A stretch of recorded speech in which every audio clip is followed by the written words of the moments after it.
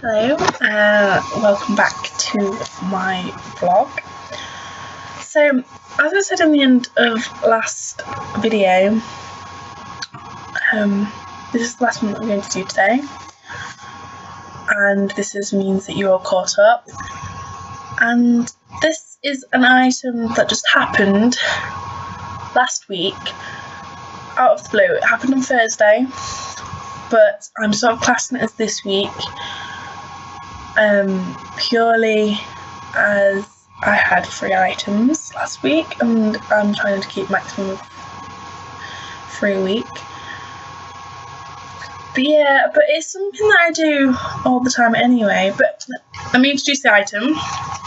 It's called number 71, do something nice, and it's washed up gloves and a plate.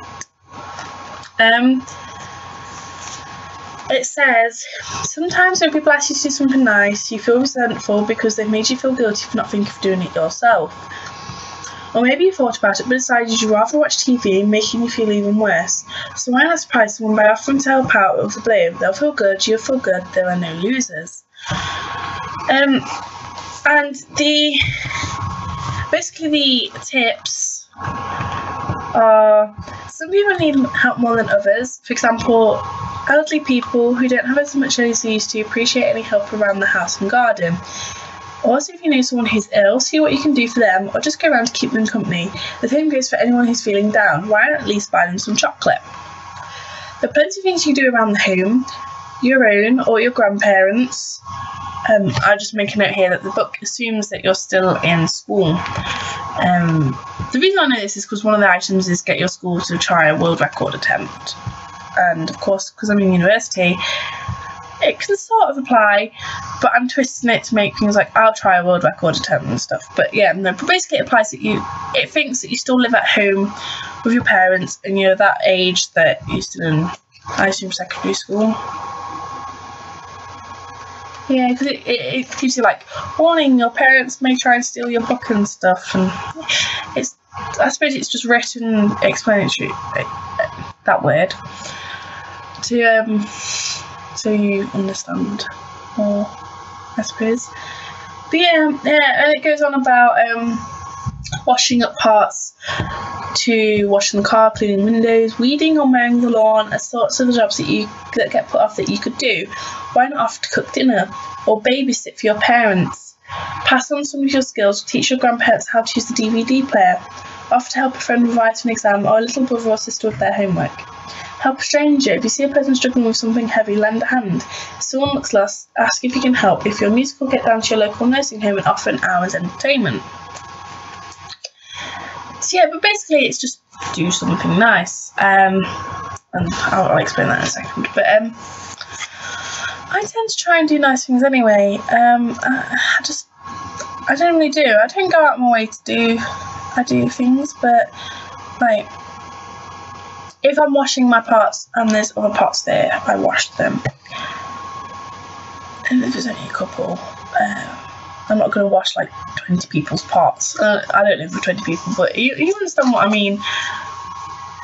I give little bits of money into buskers if I see them. Particularly, I like having my lunch sat in a decent busker, because there is some that can't play or sing, and it's like. But a decent busker, I like sitting down, eating my lunch near them, share the music, and then as I get up and go about on my day, I just pop some money into their bucket as I go past, or hat, or whatever they've got. I put money into children charity boxes. The reason that I don't put them in every charity box is I don't like putting money in charity boxes. I know that sounds stupid, but most of the money that goes into a charity box there was a study that it's been proven actually goes on to running the charity, not benefiting who the charity is supposed to benefit. An odd system, I know, because you automatically assume once you put that money in that charity box, that money will help them. But that's not always the case, because they have like paid workers, etc. which money goes onto as well. So there's no guarantee that your money is going to the people that it's supposed to benefit. I tend to put money in for children's charities, for cancer charities, illness charities and disability charities. But I do buy from charity shops.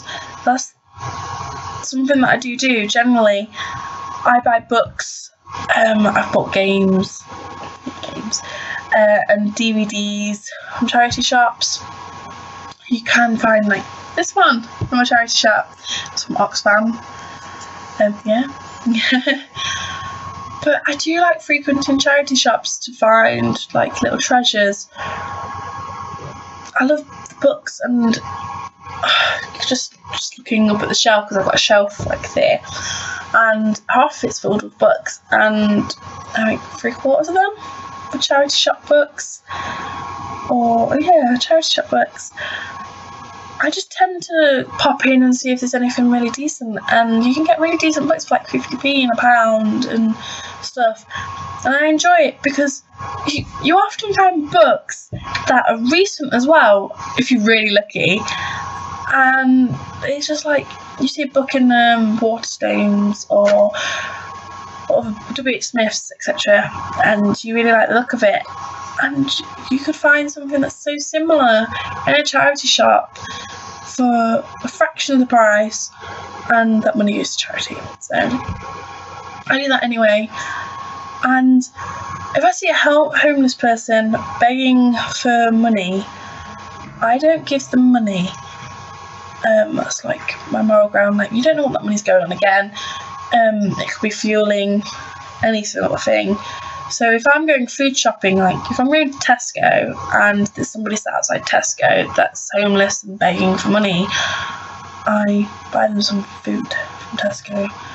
And I do it the same with, like, if there's a newsagent, that's the word, newsagents, and there's someone outside the newsagents, I just pick them up a sandwich or something that's not going to cost me a lot, but it will be the money that somebody would give them, and you don't know what that's on, and I'd rather spend the money on the food and give them the small item of food than just give them the money. I know it might seem odd to some people, but it makes sense to me. And my do something nice last week there was this woman, and she had this sign, and this sign was written, it was chucking it down with rain, good old England, chucking it down with rain.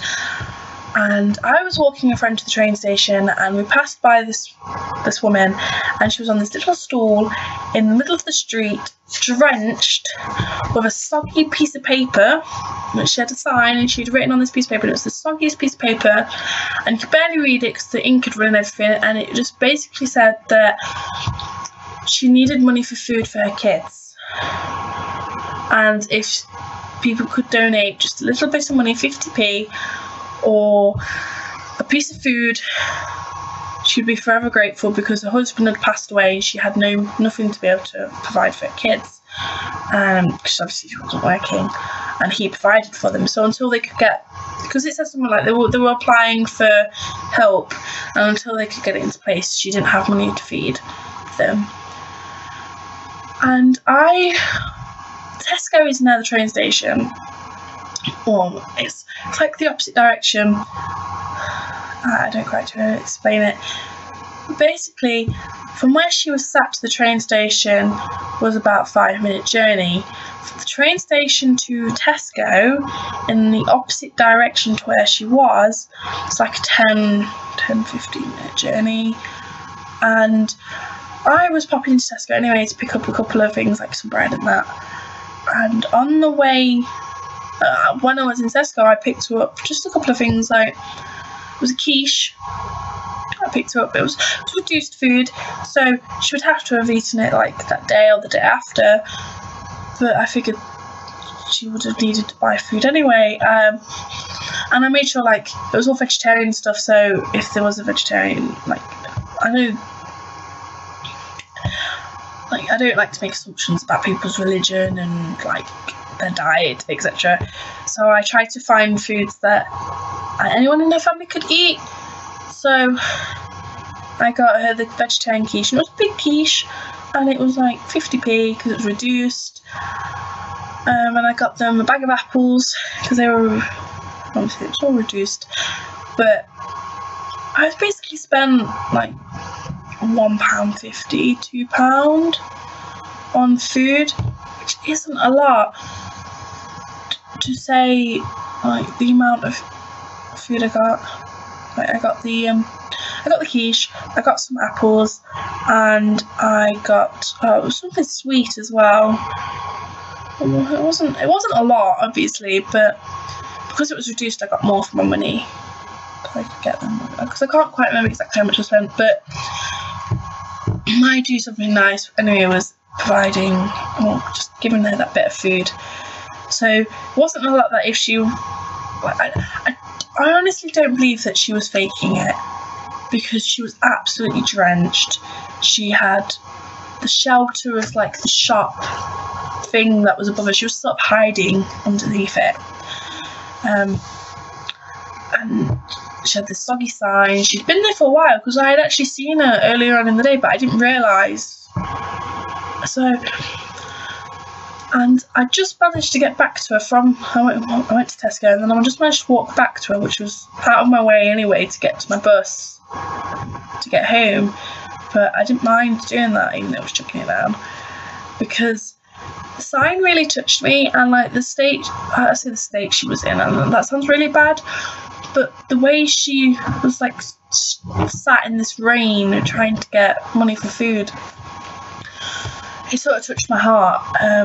So I went to give her the food, and I literally just managed to catch her before she gave up and went.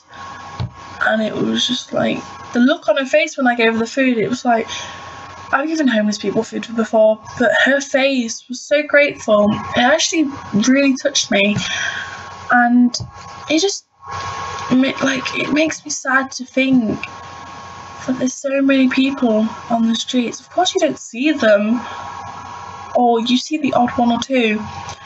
And since I moved up here for university, which was only like a few months ago, which was October or whatever, I know the faces of the homeless people, because I always see the same 2-3 people around town in the same places, like begging for money.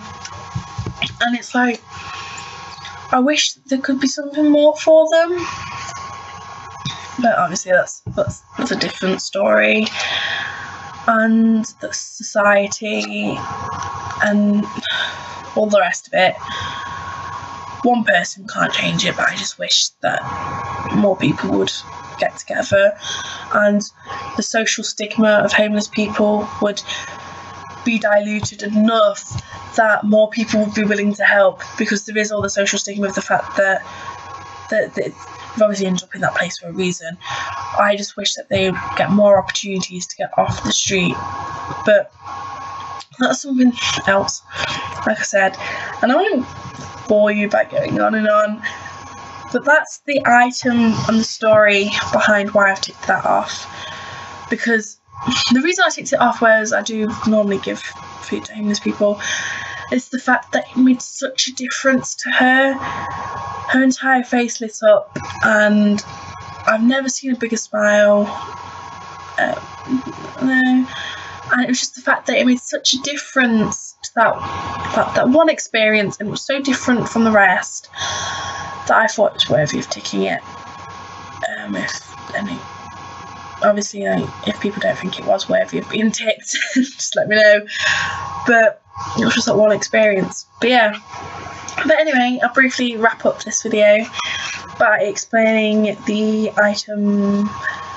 Yeah, the item that I'm set out to do this week, and I sort of picked it between videos.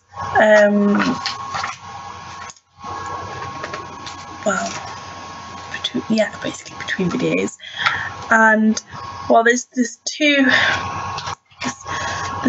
that I'm sort of flicking between, and one is Make a Swear Box, and that's number, where is it? Oh, let me find it. Sorry. I had it again. I was just flicking through the book while I sat here and I lost it. Basically, make a swear box. There we go. Number 16. Make a swear box. And the reason behind that one is I'm good friends with another house within the university accommodation, because we have houses, not flats. And there's 8 people to the house, sort of thing. And one of my close friends is in one of the other houses, and there's a couple of people in that house, and they swear all the time. And I've got nothing against swearing, but it would be just hilarious to make a swear box in the house. It would just be absolutely hilarious. And I actually briefly spoke to them about it last night, actually. I actually said that it would be so funny to have a swear box. And the question that I got from the 2 lads that I said it to, because obviously they need one, was what would the money go on once it was collected. So that's a conundrum, because one person suggested that because it's obviously their money, that it would go on like having like a little house get together. It's like a meal that I'd be invited to, because I'm practically part of the house. I'm there all the time. But it would be like a house meal, or pay for like some popcorn or something, and would like for like a DVD night or something for us all to do together that this money pays for. Or it could go to charity. Either or. Not decided yet, and I'll decide when I make it. But they're having a swear box. It's going to pop up. It'll be quite funny. And the other one that I'm going to do is make an origami crane. I've never done origami before in my life, and the book, instead of having a form, it gives you like pictured instructions of how to make it. So that's going to be my attempt for this week. So this week is number 3, make an origami crane and the swear box.